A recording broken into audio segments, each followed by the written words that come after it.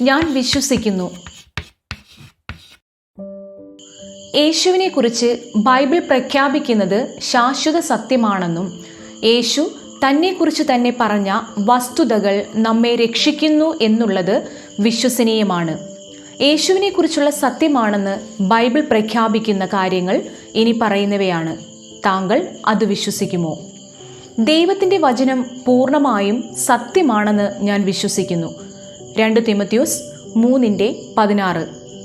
എല്ലാ തിരുവെഴുത്തും ദൈവശാസ്യമാകയാൽ ദൈവത്തിൻ്റെ മനുഷ്യൻ സകല സൽപ്രവൃത്തിക്കും വക പ്രാപിച്ച് തികഞ്ഞവൻ ആകേണ്ടതിന് ഉപദേശത്തിനും ശാസനത്തിനും ഗുണീകരണത്തിനും നീതിയിലെ അഭ്യാസത്തിനും പ്രയോജനമുള്ളത് ആകുന്നു.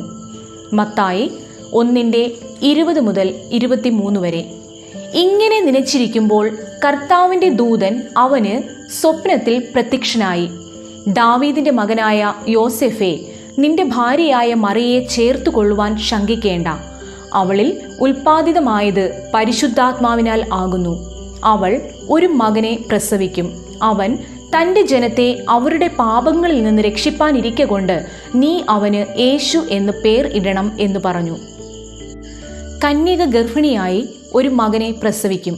അവന് ദൈവം നമ്മോട് കൂടെ എന്നർത്ഥമുള്ള ഇമ്മാനുവേൽ എന്ന് പേർ വിളിക്കും എന്ന് കർത്താവ് പ്രവാചകൻ മുഖാന്തരം അരുളി ചെയ്തത് നിവൃത്തിയാകുവാൻ ഇതൊക്കെയും സംഭവിച്ചു.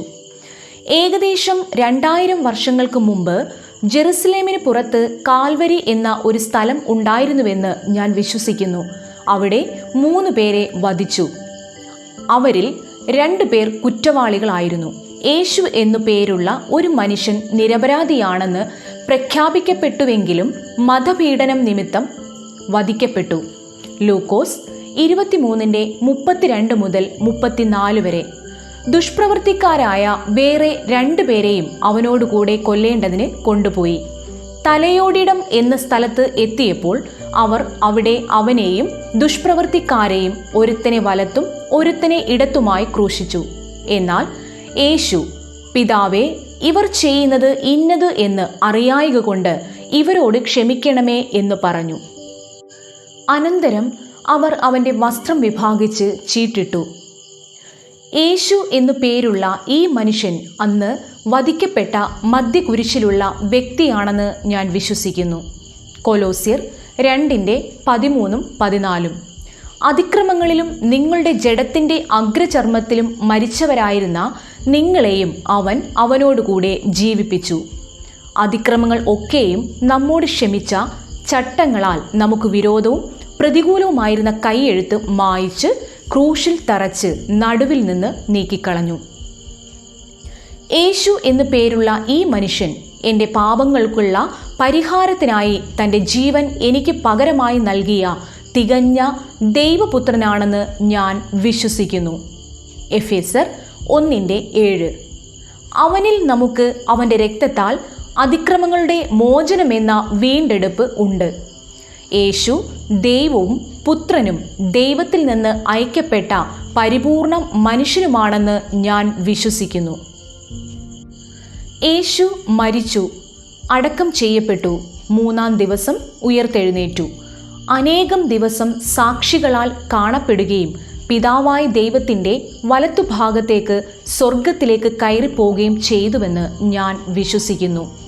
1 കൊരിന്ത്യർ 15:3-6 വരെ. ക്രിസ്തു നമ്മുടെ പാപങ്ങൾക്കു വേണ്ടി തിരുവെഴുത്തുകളിൻ പ്രകാരം മരിച്ചു, അടക്കപ്പെട്ടു, തിരുവെഴുത്തുകളിൻ പ്രകാരം 3-ാം നാൾ ഉയർത്തെഴുന്നേറ്റു, കേഫാവിനും പിന്നെ 12 പ്രത്യക്ഷനായി എന്നിങ്ങനെ ഞാൻ ഗ്രഹിച്ചത് തന്നെ നിങ്ങൾക്ക് ആദ്യമായി ഏൽപ്പിച്ചു തന്നുവല്ലോ. അനന്തരം അവൻ 500-ൽ-അധികം സഹോദരന്മാർക്ക് ഒരുമിച്ച് പ്രത്യക്ഷനായി. അവർ മിക്കപേരും ഇന്ന് വരെ ജീവനോടിരിക്കുന്നു, ചിലരോ നിദ്ര പ്രാപിച്ചിരിക്കുന്നു. ഞാൻ നിത്യമരണം അർഹിക്കുന്ന ഒരു പാപിയാണെന്ന് ഞാൻ വിശ്വസിക്കുന്നു. എൻ്റെ പാപങ്ങളിൽ നിന്ന് എന്നെ രക്ഷിക്കാൻ എനിക്ക് യേശു ആവശ്യമാണ് എന്ന് ഞാൻ വിശ്വസിക്കുന്നു. റോമർ 3:23. ഒരു വ്യത്യാസവുമില്ല, എല്ലാവരും പാപം ചെയ്ത് ദൈവ തേജസ് ഇല്ലാത്തവരായി തീർന്നു. റോമർ 6:23. പാപത്തിൻ്റെ ശമ്പളം മരണമത്രേ, ദൈവത്തിൻ്റെ കൃപാവരമോ നമ്മുടെ കർത്താവായ യേശു ക്രിസ്തുവിൽ നിത്യജീവൻ തന്നെ. യേശുവിൻ്റെ വാക്കുകൾ പൂർണ്ണമായും ശരിയാണെന്ന് ഞാൻ വിശ്വസിക്കുന്നു. നിത്യജീവനിലേക്കുള്ള ഏക മാർഗം സ്വർഗത്തിൽ അവനോടും പിതാവായ ദൈവത്തോടും കൂടെ ആയിരിക്കുക എന്നതാണ്. യോഹന്നാൻ 14:6.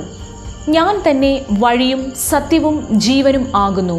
ഞാൻ മുഖാന്തരമല്ലാതെ ആരും പിതാവിൻ്റെ അടുക്കൽ എത്തുന്നില്ല.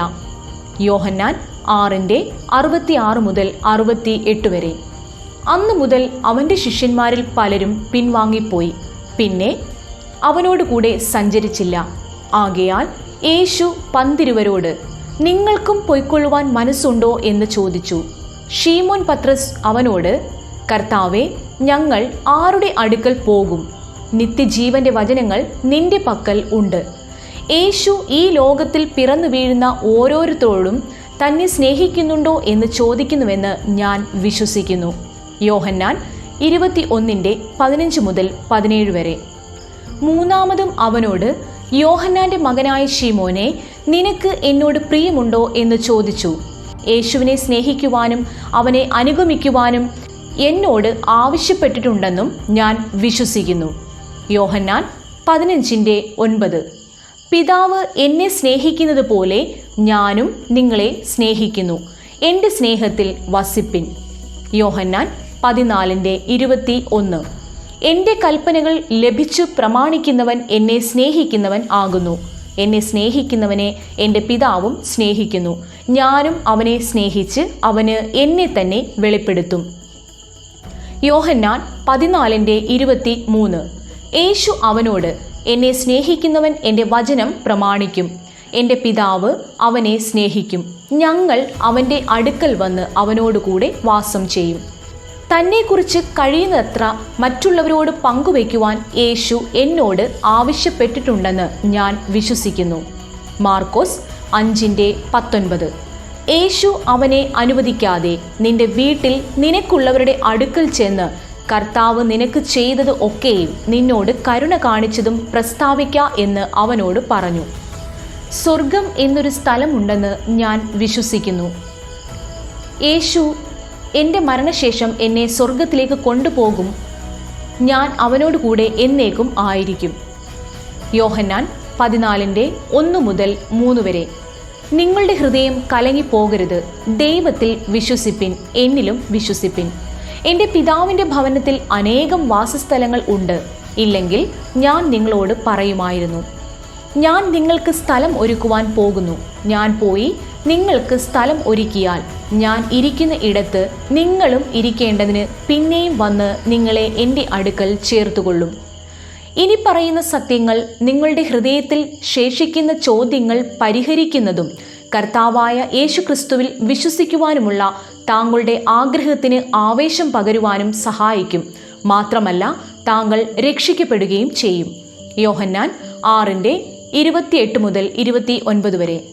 അവർ അവനോട്, ദൈവത്തിന് പ്രസാദമുള്ള പ്രവൃത്തികളെ പ്രവർത്തിക്കേണ്ടതിന് ഞങ്ങൾ എന്ത് ചെയ്യണം എന്ന് ചോദിച്ചു. യേശു അവരോട്, ദൈവത്തിന് പ്രസാദമുള്ള പ്രവൃത്തി അവൻ അയച്ചവനിൽ നിങ്ങൾ വിശ്വസിക്കുന്നതത്രേ എന്ന് ഉത്തരം പറഞ്ഞു. യോഹന്നാൻ 1:12. യേശുവിനെ കൈക്കൊണ്ട് അവൻ്റെ നാമത്തിൽ വിശ്വസിക്കുന്ന ഏവർക്കും ദൈവമക്കളാകുവാൻ അവൻ അധികാരം കൊടുത്തു.